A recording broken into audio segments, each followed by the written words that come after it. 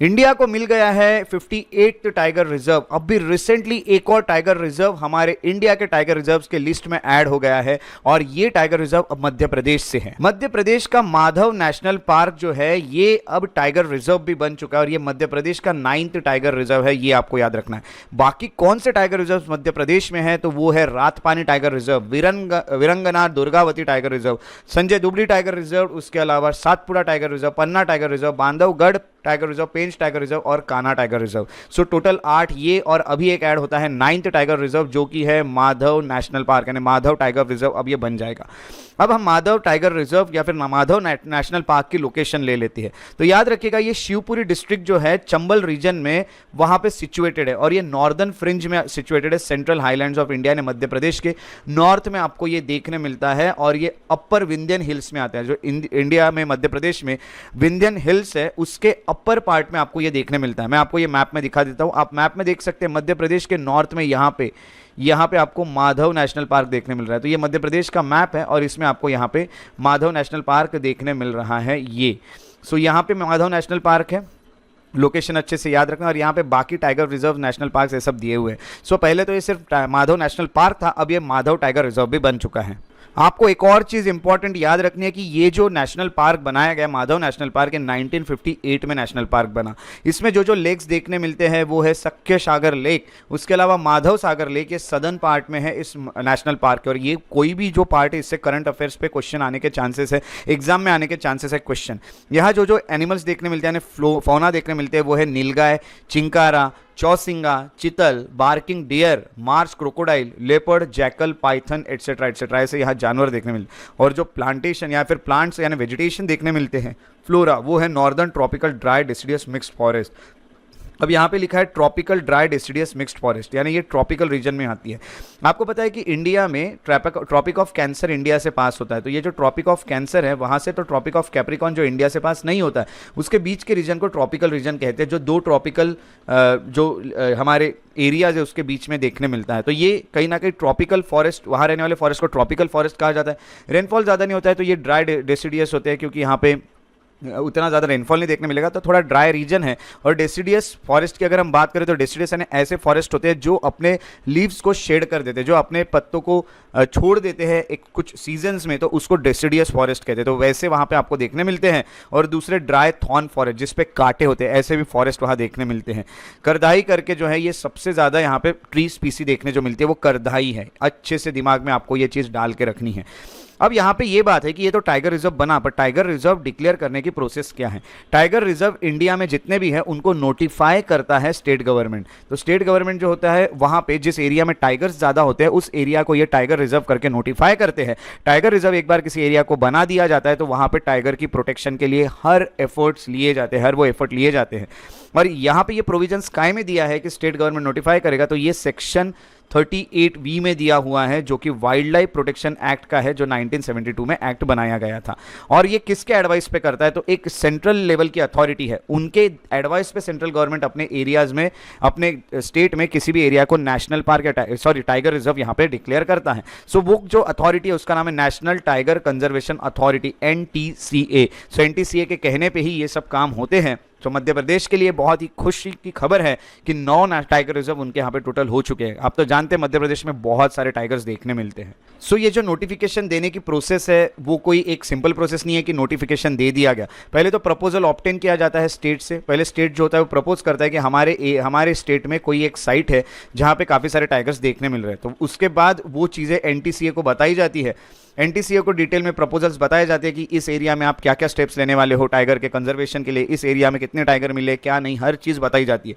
फिर section 38V जो है वो फिर ऐसा कहता है कि ये सब करना चाहिए और उसके बाद फिर नोटिफिकेशन दिया जाता है। फिर NTCA जो होता है रिकमेंड करता है प्रपोजल स्टेट को। पहले तो पूरी यहाँ पे जानकारी ली जाती है, फिर एक तरह से पूरे डिलीजेंस के साथ, पूरे एक तरह से ध्यानपूर्वक यहाँ पे एक प्रपोजल जो है उसको कहीं ना कहीं पास कराया जाता है और स्टेट गवर्नमेंट फिर नोटिफाई करता है उस एरिया को टाइगर रिजर्व करके। सो टाइगर रिजर्व बनाना इतना कोई आसान प्रोसेस नहीं है। NTCA के अथॉरिटी जो है NTCA, उसके बिना, उसके अप्रूवल के बिना, उसके एडवाइस के बिना ये करना किसी भी स्टेट के लिए पॉसिबल नहीं है।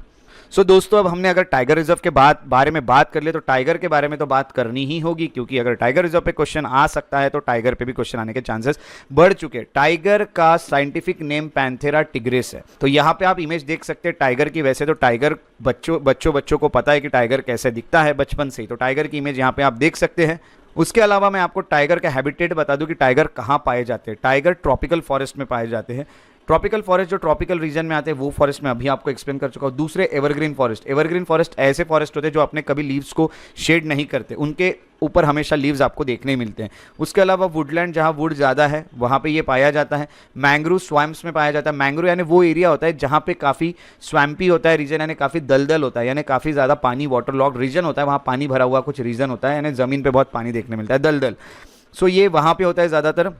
जैसे कि हम कहेंगे सुंदरबन, जहाँ पे रिवर जो होती है वो सी को जाके मिलती है या ओशन को जाके मिलती है, वहाँ पे फिर रिवर जो है वो जो चीज़ें डिपॉजिट करती है उससे वहाँ पे स्वैम्पी, रिवर के पानी के कारण स्वैम्पी एरिया बन जाता है और वहाँ पे ट्रीज आते हैं जिनको मैंग्रोव्स कहा जाता है, तो वो मैंग्रोव स्वैम्प्स होते हैं। उसके अलावा ग्रास ज़्यादा है, यानी ग्रासलैंड्स में, तो सवाना एक ग्रासलैंड का ही एक टाइप है, तो ऐसे एरियाज़ में हैबिटेट उसका होता है, टाइगर ऐसे एरियाज़ में रहता है।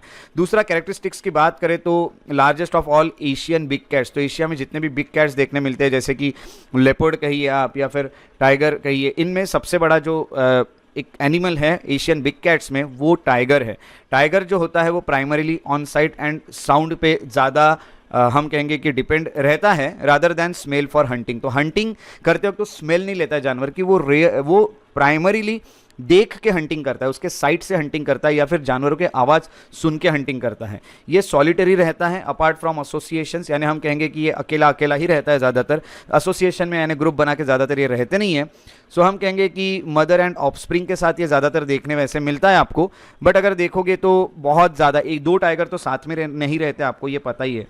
बट ये अपनी जो भी हम कहेंगे कि टाइग्रेस है उनके साथ ये देखने मिलता है आपको, और उसके ऑफस्प्रिंग यानी जो भी बच्चे हैं उनके साथ। तो बच्चे एक एज तक ही अपने मेल टाइगर के साथ रहते हैं, जो मेल बच्चे हैं वो, फिर एक एज के बाद उन्हें जंगल छोड़ देना होता है, क्योंकि एक एरिया में दो टाइगर नहीं रह सकते, ये आपको पता ही है। ये नॉक्टर्नल है, यानी रात में भी देख सकता है। तो नॉक्टर्नल एनिमल्स यानी ऐसे एनिमल्स जो रात में देख सकते हैं। और उसके अलावा आपको ये भी बता दूं कि ये एम्बुश प्रेडेटर्स है। प्रेडेटर यानी एक शिकारी है, एम्बुश यानी हम कहेंगे कि वो सरप्राइज अटैक करता है, एकदम से अटैक करने वाला एक प्रेडेटर है। हम गेस नहीं कर सकते कि वो अटैक करेगा और एकदम से अटैक करता है। उसके अलावा पानी में भी बहुत अच्छी स्विमिंग वो कर लेता है, ये लोग गुड स्विमर्स भी होते हैं। उसके अलावा and have been known to drown their prey, यानी कभी उनके शिकार को वो डुबा के भी मारते हैं, ऐसा ये टाइगर होता है। इसके कंजर्वेशन की अगर हम बात करें, कंजर्वेशन स्टेटस की, तो टाइगर को हमने कंजर्व किया, टाइगर को कंजर्व कर करके उनकी हमने पॉपुलेशंस भी बढ़ाई है। सो इसको एंडेंजर्ड वाले लिस्ट में IUCN ने डाला है। IUCN यानी international union for conservation of nature, ये एक लिस्ट बनाता है, उसमें एंडेंजर्ड में टाइगर आते हैं। उसके अलावा अपेंडिक्स 1 में जो साइट्स है, यानी ये हम कहेंगे कि जो एंडेंजर्ड स्पीसीज है उनके जो ट्रेड है उसको लेके ये साइट्स बना है, तो उसके अपेंडिक्स 1 में आता है, जिसको बहुत ज़्यादा प्रोटेक्शन मिली है, जिसकी कोई भी पार्ट्स है टाइगर इनका ट्रेड नहीं हो सकता, इनका व्यापार नहीं हो सकता। और अगर हम वाइल्ड लाइफ प्रोटेक्शन एक्ट की बात करें तो इसको शेड्यूल 1 में डाला है। जानते हैं शेड्यूल 1 में जो वाइल्ड लाइफ प्रोटेक्शन एक्ट 1972 में आते हैं, उन जानवरों का शिकार करना बिल्कुल अलाउड नहीं। अगर कोई शिकार भी करता है तो उसे बहुत हायर पेनल्टीज, हायर पनिशमेंट्स दी जाती है। सो ये थी complete information about 58th tiger reserve of India. I hope आपको ये वीडियो नॉलेजेबल लगा हो। अगर आपको मेरे वीडियोस पसंद आते हैं तो लाइक जरूर करें, शेयर करें, मेरे यूट्यूब चैनल को सब्सक्राइब करें और वीडियो के नीचे कमेंट जरूर करें और मुझे बताएं कि आपको वीडियोस कैसे लगते हैं। सो हम मिलेंगे ऐसे ही नॉलेजेबल वीडियो के साथ अगले वीडियो में। तब तक के लिए अपना ख्याल रखिए। Take care. जय हिंद।